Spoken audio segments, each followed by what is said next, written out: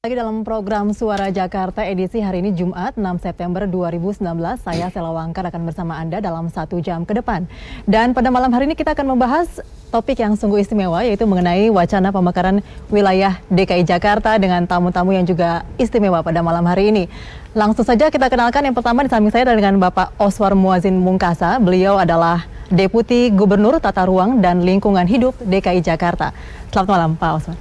Terima kasih bersama kami, dengan juga Pak Yayat Supriyatna, pengamat tata kota. Selamat malam Pak Yayat. Selamat malam Mbak Sela. Nah, dengan juga ini Ibu Airin Rahmidiani, Wali Kota Tangerang Selatan. Selamat malam Bu Airin. Malam Mbak. Dan juga dengan Wali Kota Bogor, Kang Bima Arya. Selamat malam Kang Bima. Selamat malam Sela. Iya, terima kasih bersama kami. Dan juga nanti akan bergabung bersama kami Wali Kota Bekasi yang masih dalam perjalanan akan bergabung bersama kami di studio pada malam hari ini.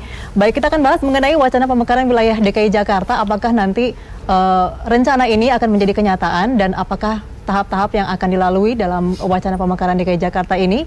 Kita akan bahas bersama. Saya ke tuan rumah dulu nih di Jakarta nih. Ya, saya ke Pak Oswar. Pak Oswar, mengenai wacana yang belakangan ini makin mengemuka tentang wacana pemekaran DKI Jakarta, apakah sebenarnya Pemprov DKI Jakarta sudah ada wacana untuk ke arah situ, atau mungkin ini kan keluar dari Bekasi ya pertama kali ya? Oke, terima kasih. Sebenarnya di internal kita sih belum pernah kita secara khusus membahas ini. Di masa pemerintahan Pak Anies ya tentunya ya? Sejak dulu juga kayaknya zamannya dulu pernah ada yang megapolitan itu ya, tapi belakangan tidak. Tetapi isu ini sebenarnya udah lama mengemuka. Ini kan isu fragmented governance. Bisa dibayangkan metropolitan Jakarta itu ada 8 kabupaten kota, ditambah 6 kabupaten kota administratif, ada 3 gubernur. Saya nggak kebayang ada satu rumah dikelola oleh 3 gubernur, 8 wali kota dan bupati. Jadi isu ini sebenarnya memang harus kita selesaikan. Pilihannya macam-macam, nanti bisa kita diskusikan, tetapi isu ini memang harus kita selesaikan. Dan mungkin akan menjadi lebih mudah mungkin kalau kemudian Jakarta nggak jadi ibu kota. Oke, tapi ini ada keinginan dari Bekasi yang Wali Kota Effendi, Wali Kota mengatakan, Bekasi ya, mengatakan bahwa sebenarnya kalau dijak pendapat pun warga Bekasi katanya 70% lebih nanti mau juga nih masuk DKI Jakarta. Kalau menurut kita sebenarnya kalau konsolidasi antara dua pemerintahan itu kan sebenarnya urusan satu level lebih tinggi. Nah, memang jadi rumit karena provinsi ada kota kabupaten yang mau bergabung itu kan agak rumit. Itu saya bilang fragmented governance di Jakarta ini sangat berbeda dengan di luar negeri. Kalau di luar negeri itu fragmented, dia di bawah satu unit.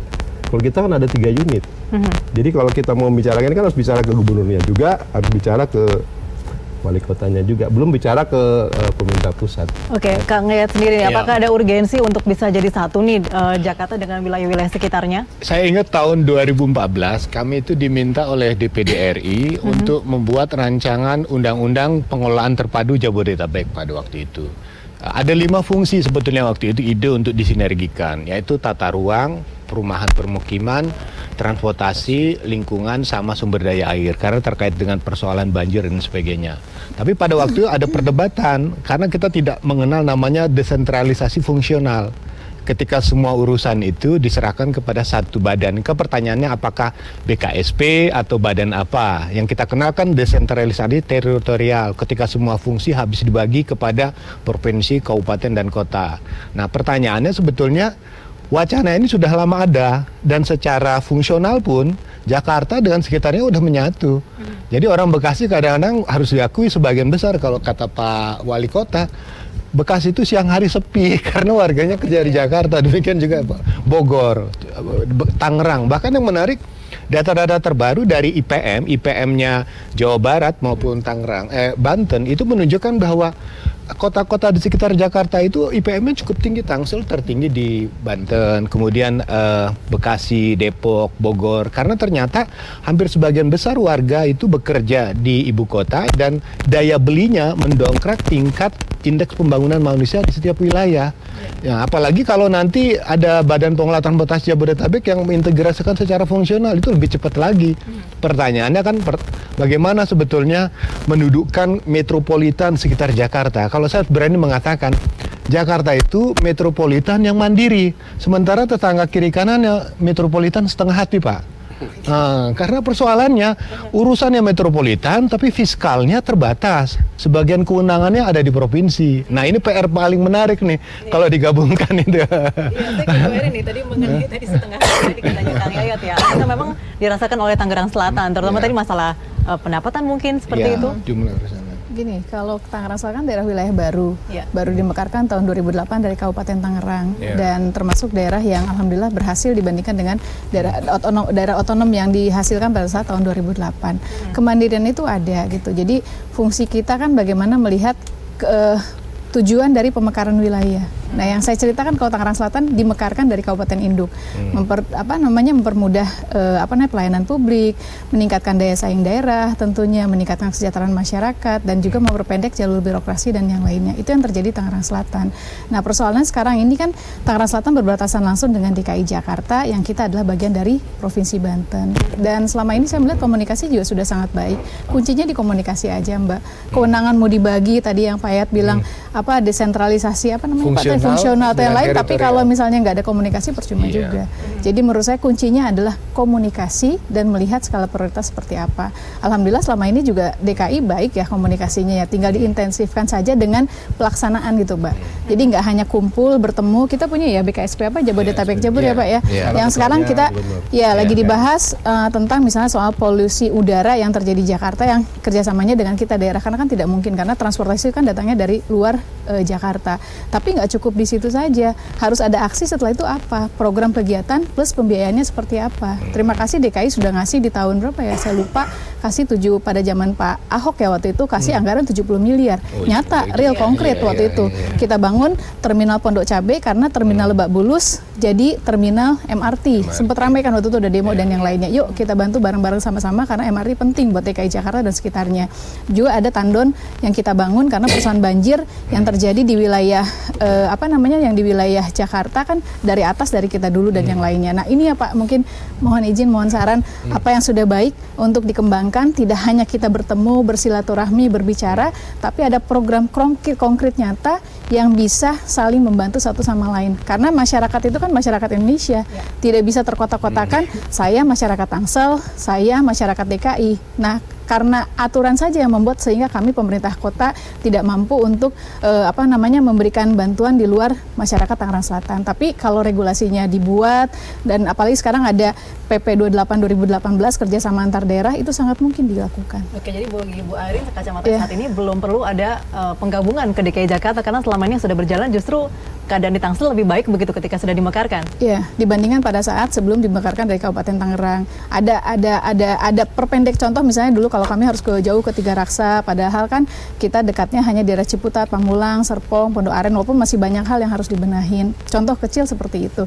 Yang terpenting maksud saya adalah komunikasi dan koordinasi. Apapun namanya, kuncinya komunikasi koordinasi. Jangankan urusan DKI dengan Tangerang Selatan atau Bogor dengan DKI, urusan kita dengan provinsi pun juga kan masih ada masalah jika tidak ada komunikasi yang baik antar kepala daerah. Oke, pemekaran jadi lebih baik begitu sekarang dialami ya Bu Erin ya? Tergantung, kajian saja. Jadi gini, kan ada Undang-Undang Nomor 23 2014, ada penggabungan, ada pemekaran, di situ juga ada dilihat dari kajian secara demografinya, geografinya, kebutuhannya seperti apa. Jangan karena saya sekarang wali kota kepengen gabung sama DKI, padahal nggak terbaik gitu kan. Makanya kajian, cari orang yang ahli, kumpulkan dengan semuanya dari berbagai aspek masyarakat, adat dan yang lainnya, budaya yang lainnya, carilah yang terbaik. Jadi jangan sampai pemekaran, penggabungan, tujuan akhirnya kan kesejahteraan masyarakat, Mbak. Oke, mengenai kajian nih Kang Bima sudah mengatakan ke media massa bahwa akan meminta IPB untuk melakukan kajian, terutama masalah mau gabung atau masalah Bogoraya begitu kan ya. Sudah dilakukan Kang Bima? Kita bicara fakta dan data. Jadi di dunia ini kan ada beberapa megacities yang menjadi sentrum. Kota besar dikelilingi oleh kota-kota sekitarnya. London dan sekitarnya, New York dan sekitarnya, Tokyo dan sekitarnya. Jakarta, Bogor, Depok, Tangerang, Bekasi adalah megacities kedua terbesar setelah Tokyo. Banyak yang bilang dalam waktu 2 tahun sudah menyalip Tokyo dengan jumlah 30-32 juta. Tokyo 35. Ya? 35, kita 36 33. tahun 2025. 2025 perkiraannya. Nah, itu fakta nomor 1. Di megacities yang saya sebutkan tadi, itu pengaturannya khusus. Ya. Jadi ada otoritas yang lebih powerful ya ketimbang otonom-otonom yang bergerak sendiri. Itu fakta pertama. Fakta kedua, sebagai kepala daerah, saya mengalami berbagai persoalan yang tidak bisa diselesaikan sendiri. Ketika berbicara kemacetan misalnya, ya kita berbicara tentang kejadian tiba-tiba di Bogor ada bis APTB misalnya, yang tiba-tiba meluncur dari Bogor langsung ke Jakarta, ya tanpa kita ketahui waktu itu ya asal muasalnya bagaimana. Warga Bogor senang karena ada bis langsung dari pemukiman ya Kang Yayat ya, ya langsung langsung ke Jakarta gitu. Tapi saat itu kita melihat, wah ini kan kita perlu tahu ya apa dampaknya bagi moda transportasi kita, kemudian terminalnya di mana, tiketnya berapa dan sebagainya. Contoh lain adalah pengelolaan banjir. Kita nggak bisa juga sendiri, kita tergantung di hulunya, dan Jakarta nggak bisa juga sendiri, Jakarta sangat tergantung kita. Mau dibangun kanal timur, dibangun segala macam, selama hulunya nggak kita urus, ya Jakarta juga akan kerepotan menerima arus air dari kita. 8 jam dari Katulampa menuju pusat kota Jakarta gitu. Jadi contoh-contoh tadi menyimpulkan bahwa perlu pengkajian yang lebih serius tentang format tata kelola pemerintahan Jakarta, Bogor, Depok, Tangerang, Bekasi. Apakah ujungnya menjadi wilayah baru, ataukah ujungnya hanya memperkuat koordinasi? Itu perlu dilakukan kajian seperti yang Bu Airin sampaikan tadi. Betul kata Bu Airin, koordinasi dan komunikasi. Tapi kan pertanyaan begini, apakah koordinasi dan komunikasi cukup dilakukan melalui penguatan forum? Ya, muncul kemudian gagasan, jangan-jangan harus dibuat otoritas baru, seperti misalnya daerah khusus Jakarta dan sekitarnya dikepalai atau dipimpin oleh seorang menteri. Ada implikasi peraturan menteri di situ, keputusan menteri di situ, penganggaran di situ, sehingga payung hukumnya lebih kuat, anggaran dananya juga lebih kuat. Ini juga bukan hal yang baru. Bang Yos ketika menjadi gubernur melontarkan itu. Tetapi karena yang melontarkan Bang Yos dianggap mau jadi menteri waktu itu. Ya sama ketika saya misalnya tiba-tiba ada isu Bogor Raya, dianggap wah ini wali kota mau jadi gubernur. Repotnya begitu, bukan repotnya. Serunya begitu di Indonesia, Kang Yayat ya. Kalau ada usulan, loh kok ditarik ke politik. Padahal seperti Bu Airin sampaikan tadi, ini bukan persoalan kita loh. Ya bagi kita ini nggak usah mikirin ini, nggak apa-apa kok, Bu Airin tahun depan udah mau selesai ya. Saya 2023, 2024 mungkin selesai juga gitu kan. Ya mungkin ini akan terjadi baru nanti anak kita atau cucu kita.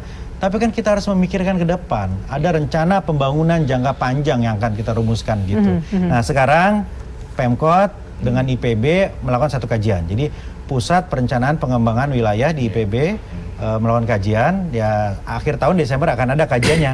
Ya mungkin ujungnya penguatan Jabodetabek, atau mungkin ujungnya tiba-tiba keluar rekomendasi mengejutkan bahwa Bogor harus bergabung misalnya dengan Jakarta. Nah itu otoritas akademiknya IPB lah kira-kira. Oke, baik. Nanti tanggapi lagi Pak Waspre ya, apa yang disampaikan oleh Pak Wali Kota dan juga Bu Wali Kota dan Pak Yayat. Kami akan kembali bersama Anda pemirsa sesaat lagi setelah jeda pariwara berikut ini.